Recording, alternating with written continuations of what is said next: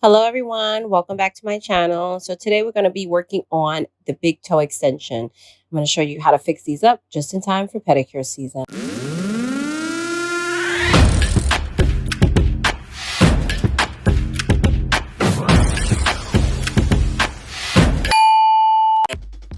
If you're new to my channel, welcome. What's up? So as pedicure season approaches, we get a lot of clients that have small big toes or they need a little bit of extension. So I'm going to show you how to take care of that for your clients today. So first, I just performed a normal basic pedicure on her. I'll be filming that video for you, and that'll be uploaded soon on how to do a perfect pedicure. So once everything is done for the pedicure, I go ahead and just take a sanding bit and just file off, make sure I get all the cuticle, and I'm just going to rough up the nail a little bit before applying any acrylic.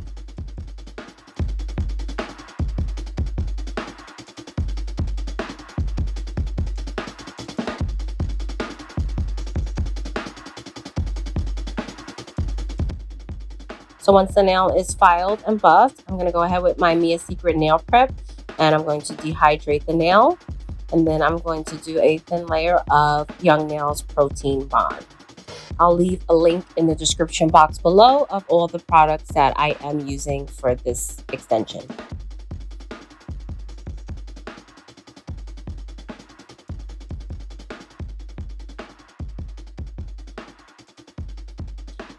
So with the big toe extension, you just want to use a very neutral or clear acrylic. You don't want to do anything in color because if anything were to happen to the nail plate, you want to be able to see it if it does start lifting, especially considering that the toes are in shoes. If bacteria were to grow or fungus or anything, you just want to be able to maintain it as she comes back in for a fill and for a pedicure. So I'm going to begin by taking a small bead and placing it on the nail. What I like to do is with the wet bead, I'm going to just work it into the cuticle area to make sure it's very flush. And with the belly of my brush, as the end is starting to set, I'm going to press it with the belly of my brush. You see me tapping my brush so it's not too wet. And that's going to give me a little bit of that extension while still taking the tip of my brush and making sure that it doesn't cure on top of the skin. I'm going to slightly press underneath it and make sure I'm trying to get a nice square edge. Just continuing using the belly of the brush to flatten it out and get that square shape. This is how we can do a slight extension without even using a nail form. Just continue patting and pressing, making sure you get that square shape and making sure you kind of remove it from sticking underneath the nail. Then I'm just going to go ahead and add a little bit more on each corner to fill out that square shape.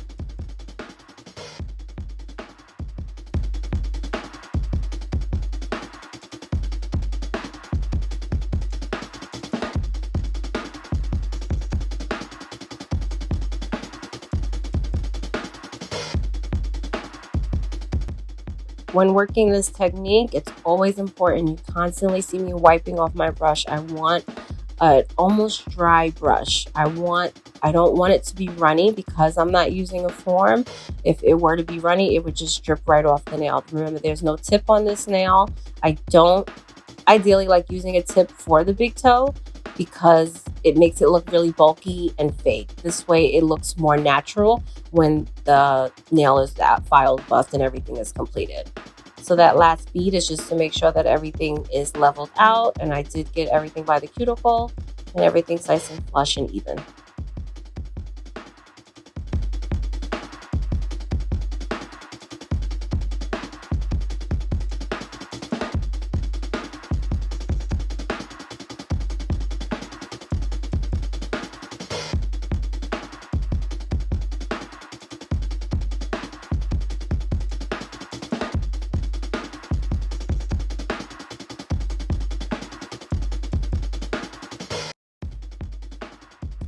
Now I'm going to go ahead and repeat the same process on the next toe.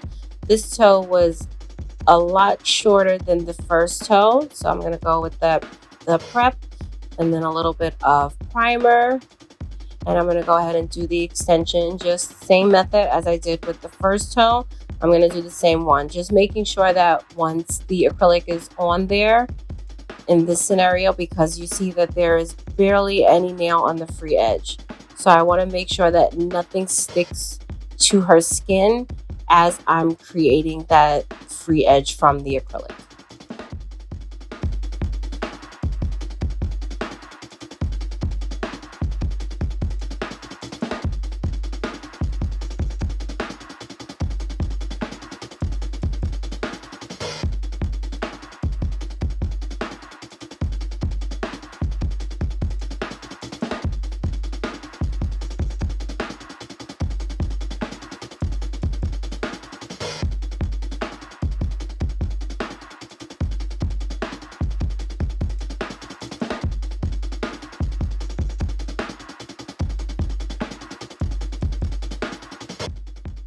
When doing this nail, notice that I'm holding the toe downwards. We always want to hold the nail, fingernail, toenail, whatever, downwards. Let that gravity take its course and let the acrylic fall, because I need to create more of a free edge. And again, without a form or a tip, I need to make sure that acrylic is going to fall. I need it to be dry, almost extremely dry, so that it can kind of stay in place as I just shape it out to get that perfect shape of square.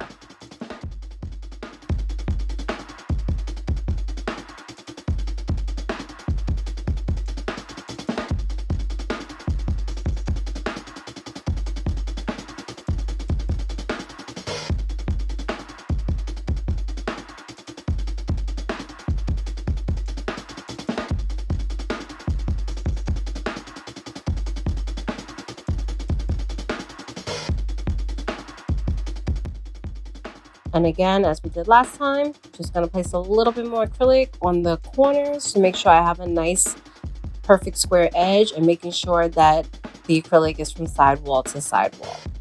Any imperfections I can always fix when I file. I just want to lay the acrylic and make sure I have it as square and even as possible.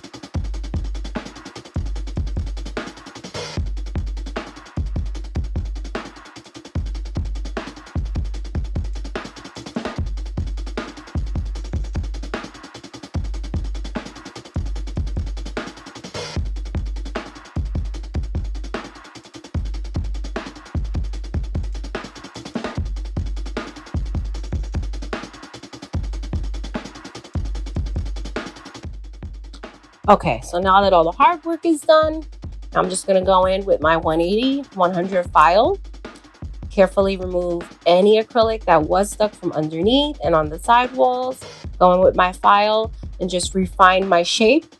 And then I will use a fine carbon bit with my drill just to smooth out the nail. I'm not doing a lot of filing. Remember, this is very light. Toes are going to get more damage inside of a shoe, so you don't want it to be too thin, but you don't want it to look very fake, and you don't want it to be very thick and bulky. So file very lightly, and I'm just filing around the cuticle with my drill just to make sure that everything is blended in and it appears as natural as possible.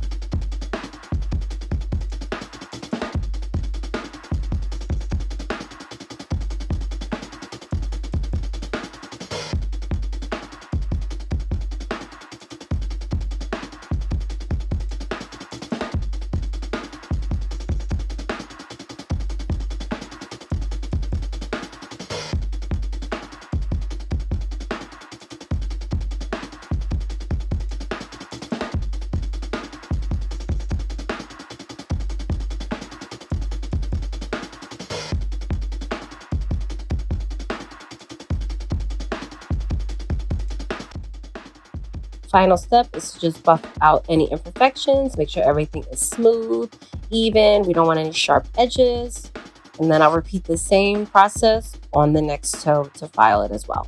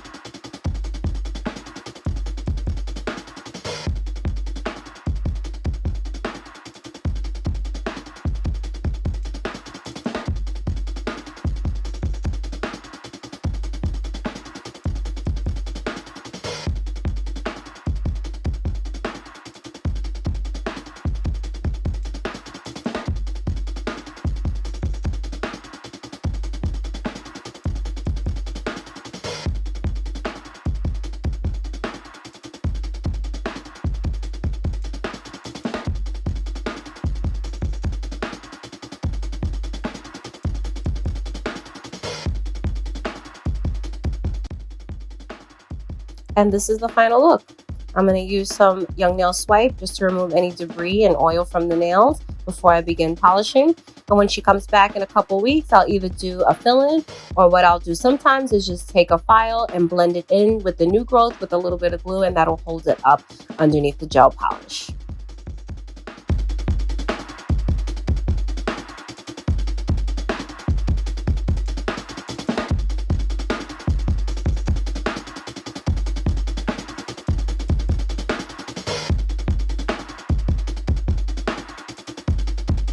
Thank you for watching. Don't forget to subscribe, like, leave a comment. If you have any questions or suggestions for any videos that you guys want me to do, please let me know. Drop a comment below.